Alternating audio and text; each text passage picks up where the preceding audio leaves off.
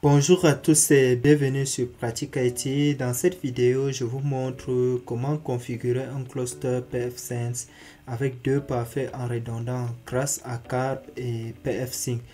Vous allez apprendre à synchroniser les états, partager les adresses IP virtuelles et assurer le basculement automatique en cas de panne. C'est vraiment une configuration idéale pour garantir la continuité des services dans un réseau informatique. Voici l'architecture réseau de notre projet. Nous avons ici deux pare-feux, un pare-feu master et un pare-feu backup.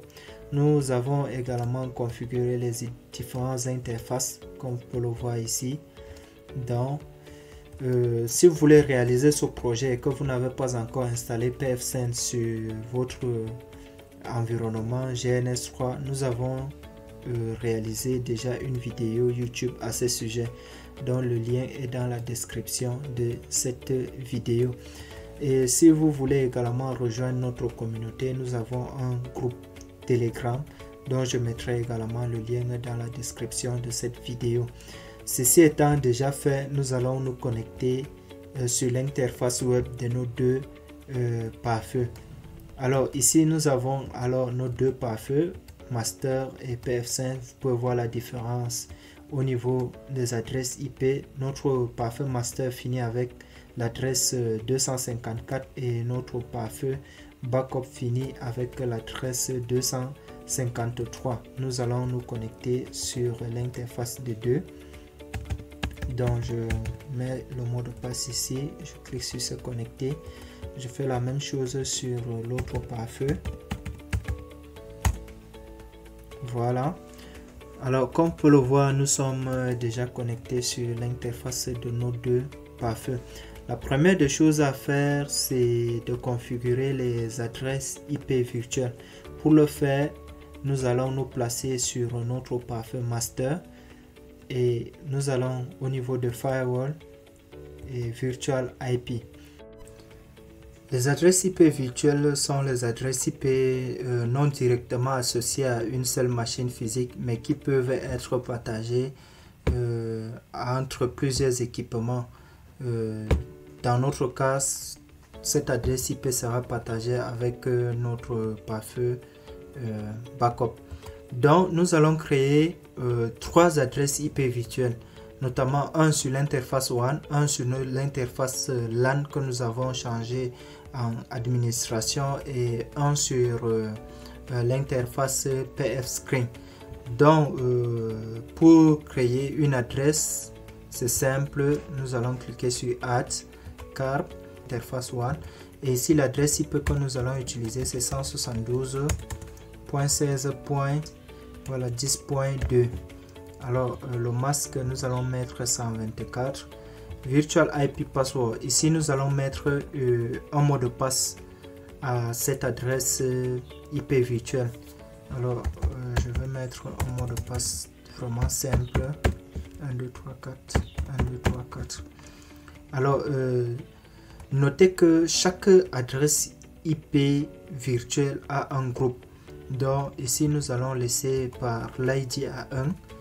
Et à ce niveau, c'est très important. Je vous invite vraiment à être attentif parce que si vous ne comprenez pas ça, vous allez vous retrouver dans une situation où votre pare-feu backup est master au lieu que ça soit backup. Donc, vous aurez un peu de difficultés là. Donc ici, au niveau des B, c'est le temps que notre pare-feu va se mettre avant de basculer sur l'autre. Et alors suite, c'est ce chiffre indique plus le chiffre est petit, plus c'est en mètres, plus c'est master. Donc sachez que si vous laissez ça à 0, ça veut dire que c'est en master. Si vous mettez ça en 10 et que 10 est supérieur à ce qui est ici, ça veut dire que ça doit être en backup. Donc je vous invite vraiment à laisser tout par défaut à 0. Ici nous allons mettre une description pour dire VIP Carp. Voilà, VIP Carp pour internet en fait. Pour internet, on enregistre Après avoir enregistré, on applique. La deuxième chose à faire, c'est de créer pour l'interface LAN. Donc je vais mettre 172.16.20.2. Nous allons laisser ça en 24. Nous allons mettre un autre mot de passe. Ne mettez pas le mot de passe identique. Donc je vous invite à mettre un autre mot de passe. Voilà. Et comme on peut le voir ici, l'ID du groupe est passé à 2. Ici nous allons dire VIP carp pour admin. Voilà, on enregistre, on applique, et la dernière chose à faire, c'est PF screen. Donc je vais mettre 172.16.30.2 et nous allons mettre 124. Nous allons mettre, voilà, et ici on peut dire VIP, voilà, carp pour la synchronisation en fait. Voilà, c'est bon, on enregistre. Alors nous avons déjà créé nos différentes adresses IP virtuelles. Alors si vous venez sur votre pare-feu backup et que vous cliquez sur Virtual IP, vous voyez qu'il n'y a rien. Encore quelques configurations à faire. La configuration à faire, c'est la haute disponibilité. Donc pour que ces adresses IP virtuelles soient partagées, nous allons configurer la haute disponibilité. Pour le faire, nous allons sur Système, haute disponibilité. Alors ici, vous allez déjà activer le statut. L'interface de synchronisation, moi j'ai déjà créé une interface à ce sujet qui est PF Screen. Si vous voyez sur notre architecture, le EM2, nous l'avons nommé. Donc nous allons faire la synchronisation sur cette interface. Sachez que vous pouvez également le faire sur une autre interface, à savoir l'interface LAN. Bref, nous dans notre cas, nous avons choisi l'interface de synchronisation PF Screen. Alors ici, je vais mettre le mot de l'adresse IP de notre pare-feu backup. Donc je viens ici. Je colle l'adresse là ici et je vais le mettre également ici. Donc en mettant ici, ça veut dire quoi? Si vous êtes connecté sur un serveur FTP via un VPN, que donc quand ce pare-feu va s'éteindre ou bien va se déconnecter, le changement d'adresse IP va également se faire automatiquement sans toutefois vous déconnecter. Donc c'est ce que vous devez comprendre à ce niveau. Alors ici nous allons mettre le compte de notre pare-feu backup. Nous allons mettre admin et le mot de passe. Alors le mot de passe se trouve où? Quand vous déconnectez sur votre pare-feu, vous voyez qu'il y a username qu'on vous demande. Vous mettez souvent le username et le mot de passe.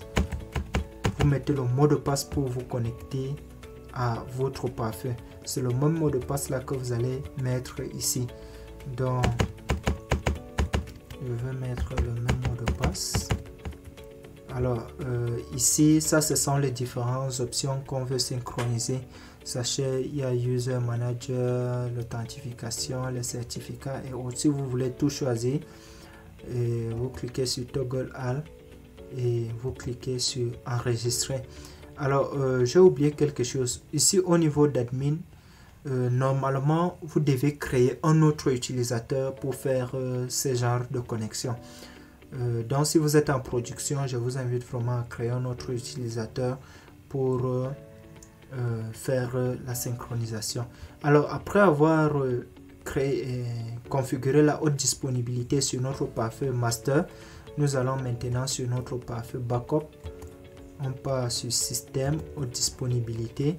Ici nous allons également activer et nous allons choisir le même interface. Si vous venez ici, vous allez voir que plutôt ici l'interface que nous avons choisi c'est PF Sync. Si vous avez choisi LAN, vous revenez sur votre parfait backup, vous choisissez également l'interface LAN. Alors ici, au niveau de IP adresse, vous mettez l'adresse IP de votre parfait master. Donc je vais coller ça ici, qui est 254. Au niveau de compte, vous mettez le compte de votre parfait master une fois de plus, donc admin et le mot de passe. Alors ici, vous choisissez également toutes les options et puis vous cliquez sur enregistrer. Nous revenons sur Firewall Virtual IP. Alors, vous voyez que la synchronisation s'est bien passée. Au niveau des IP virtuels, vous voyez que nos adresses IP virtuelles ont été bien partagées. Donc, nous pouvons également venir sur Statut, car pour voir.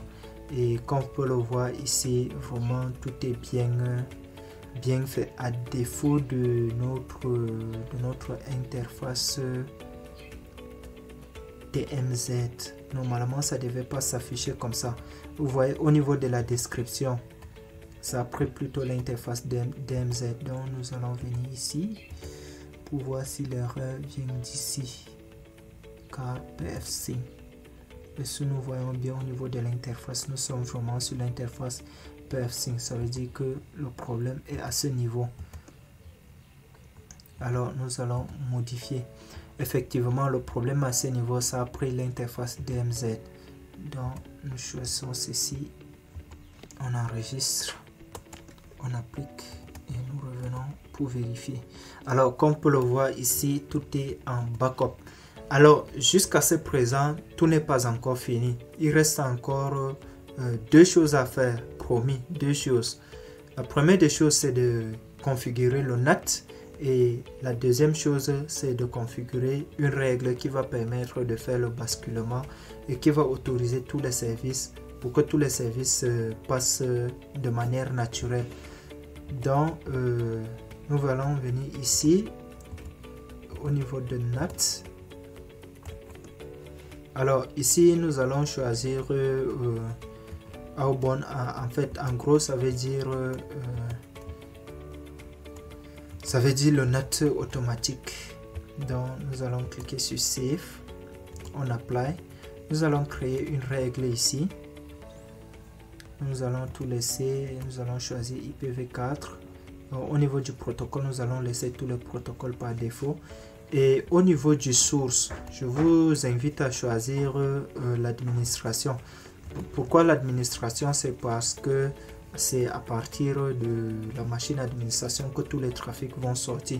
L'objectif de ce NAT est que le réseau administration, quand il veut aller sur internet, il va plutôt utiliser les adresses IP virtuelles que nous avons configurées. Après avoir choisi ça, vous laissez tous les autres par défaut et vous cliquez sur Apply.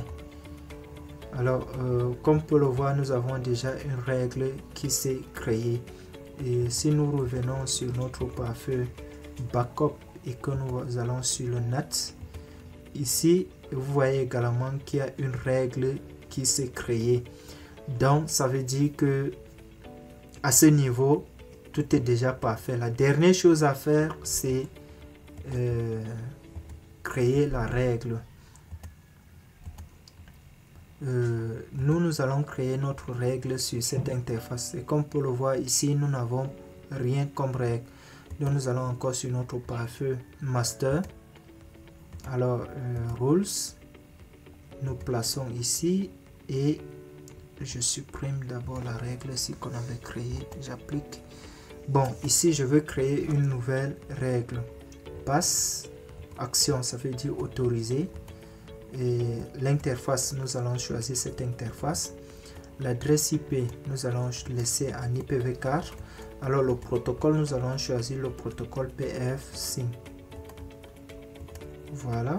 Et maintenant source, nous allons laisser any. On applique. Voilà. Wow, tout est bon. C'est vraiment bon.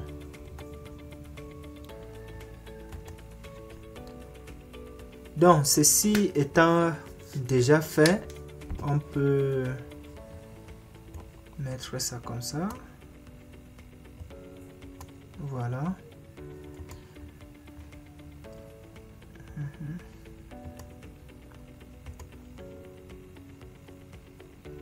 Alors, nous avons nos... Ici également, nous allons faire la même chose.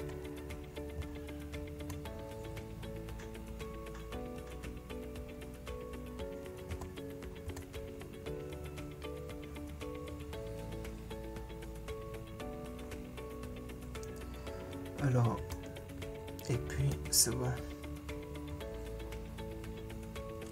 Bon, il y a encore un problème avec notre interface, mais pas grave, vous savez déjà comment régler ça. Alors mes amis, merci d'avoir regardé cette vidéo jusqu'à la fin. Je vous invite vraiment à liker, à nous laisser un commentaire, c'est très important. N'oubliez pas de vous abonner, de partager cette vidéo avec vos camarades ou bien vos amis. Sachez que ce projet, nous allons réaliser ça ensemble. Donc, je vous invite vraiment à vous abonner, à partager. Sur ce projet, il y a beaucoup de choses qui vont arriver. Nous allons installer le serveur syslog, le serveur backup. Nous allons installer les proxys, le serveur web, le serveur FTPS et beaucoup de choses. Donc, c'est vous qui faites ma force. Je vous invite vraiment à nous laisser un commentaire, c'est très important, c'est très encourageant. N'oubliez pas également de rejoindre notre groupe Telegram, le lien est dans la description. Là-bas, on partage un projet toutes les semaines. Donc, si vous êtes débutant et que vous voulez vraiment apprendre par la pratique, je vous invite à rejoindre ce groupe.